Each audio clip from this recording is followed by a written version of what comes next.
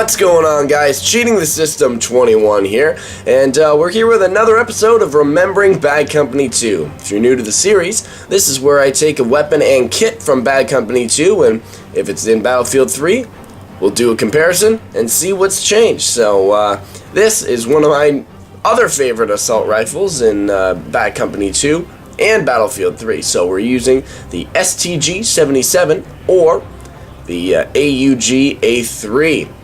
Now, this weapon is awesome. It's got a high fire rate, it's a bullpup design, so it takes a little longer to reload, but it means it's got fantastic hip fire. As you can see, I'm locking down this position very successfully until, I forget to turn around. But, anyway, this is definitely one of my favorite weapons in both games in the assault category, and I was really glad to come back. And you can see, even when I'm firing full, its hip fire is still amazing. So, secondary, we've got the M1911. It's great to have a higher powered, slower firing secondary when you have such a high powered, fast firing assault rifle like this, at least in my opinion. And we're going with the grenade launcher this time, taking out some walls, red dot sight for longer range accuracy, and magnum ammunition, of course, just to give me a little bit extra punch behind each of the bullets. So, in Bad Company 2, as you can see, this gun is primarily best suited for medium-range combat. Now, of course, it also it's very successful with shorter range due to the higher fire rate. But I found, considering the accuracy of this weapon, when taking into account how fast it fires and how powerful it is, it really is extremely accurate and has quite a low recoil.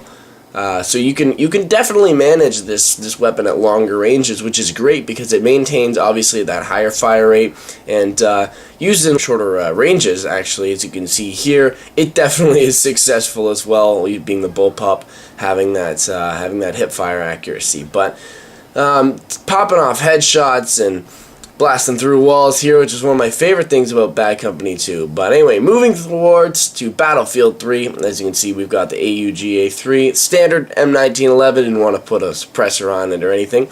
It says M320 butt, but I am actually using the M320 standard. Defibrillator, squad frags to give me a few more grenades. I got the Reflex red dot sight, underslung rail, and of course the heavy barrel. Now, a couple people were wondering about the heavy barrel and why I'm actually using it. It's actually because it's the only way to actually get an increase in damage. No, it doesn't increase your overall damage, but it's the only real way to compensate for magnum ammo. So, as you can see, tearing through in hip fire here, using the M320 is kind of awful against infantry, unfortunately. But, yeah, now in Battlefield 3, as I told you, I'm using the heavy barrel, so the recoil is a little bit higher than it would have been in Bad Company 2, but as you can see, these closer/medium ranges, I'm still getting extremely low recoil while using the heavy barrel.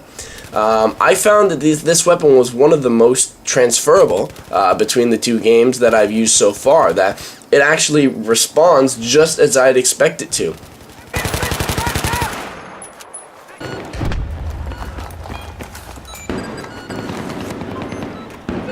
Now that's what the M320 is best for, softening up opponents and taking out equipment like that. So it's not quite so useful as it was in Bad Company 2, unfortunately, but it gives you a little bit of defense against lighter armor and some walls and rooftops. Obviously, you can turn it into rubble with that. So, going into the PTFO scenario, it's definitely viable with this weapon. Like I said, I like to use it at kind of a medium-ish range, and yeah, that's really what I like about this weapon, is that it's so reliable in basically every situation. Obviously, you won't want to use this in sniper rifle. Promoted!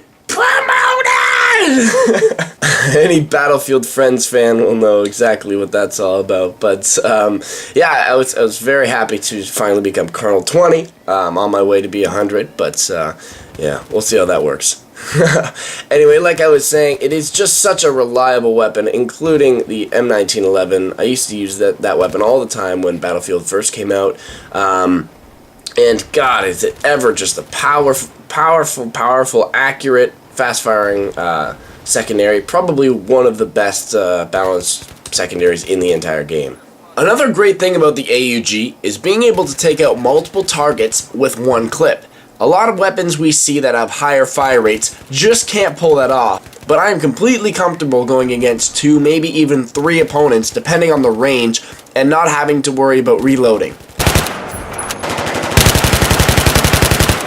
Not only can I defend myself, but I can actually be offensive with it as well.